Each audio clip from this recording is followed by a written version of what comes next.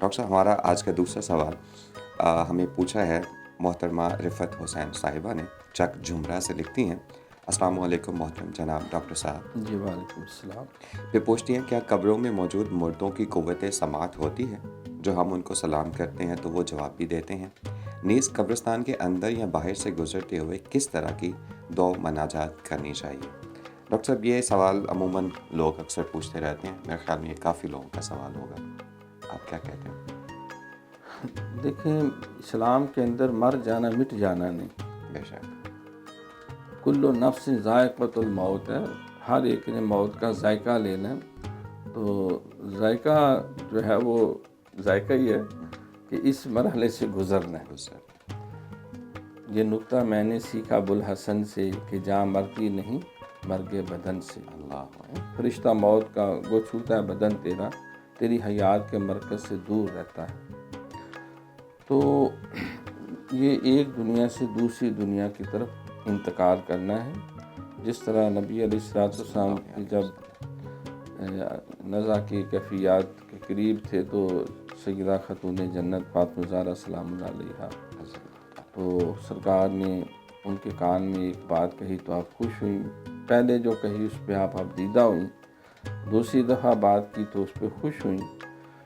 تو جب سیدہ صدیقہ رضی اللہ عنہا نے پوچھا کہ جو ایک ماں بیٹی کا رشتہ، میں اس نسبت سے جو پوچھنا چاہتی ہوں، ہے تو راز کی بات لیکن اگر تم بیان کرو ہو سکتا ہے مخلوق کو اس سے برکتیں ملے، فائدہ ہو. تو فرمایا پہلی دفعہ تو سرکار نے فرمایا کہ بیٹی میری تمہاری جدائی کا وقت آ گیا. میں آپ دیدہ ہوئی. تو پھر دوبارہ جو بات کان میں فرمائی کہ تم سب سے پہلے میری فیملی میں جنت میں مجھ سے سب سے پہلے ملو.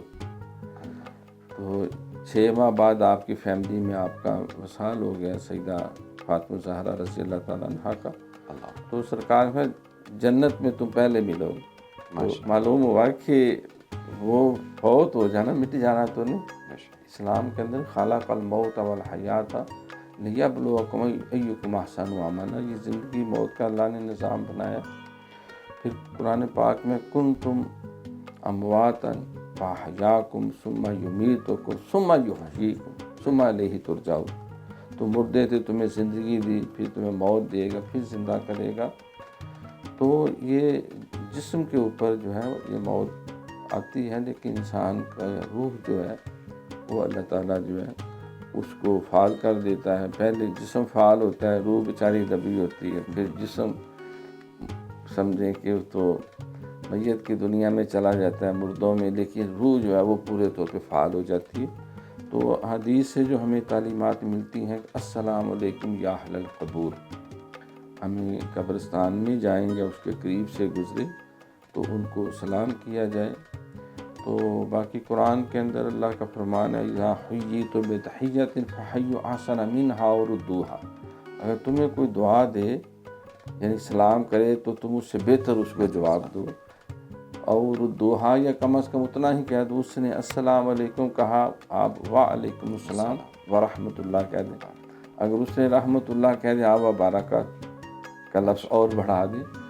تو اللہ کے اذن سے جو ہے وہ اللہ سلام وہ پہنچاتا ہے. ہم وہ صرف وہ مٹی کے ڈھیر کا یا قبر کا تصور نہیں، بلکہ اللہ تعالیٰ نے ان کی روح کو جو طاقت و توانائی دی ہے، یا اللہ تعالیٰ اپنے فضل سے جو اس کا طریقہ مبارک ہے وہ پہنچاتا ہے. جس طرح نبی پاک صلی اللہ علیہ وسلم کے حضور جاتے ہیں تو السلام علیکہ ایھا النبی، ہم نماز میں بھی پڑھتے ہیں، وہاں جا کے بھی درود و سلام سارے پیش کرتے ہیں. تو اس میں کوئی حرج والی بات نہیں. دعا بھی کرنی چاہیے ان کی بخشش کے لیے، بلندی درجات کے لیے، اور اپنے قبر اور موت کو بھی یاد کرنا چاہیے. جی ناظرین، یہاں پہ وقفہ چھوٹے سے وقفے کا، ملتے ہیں وقفے کے بعد.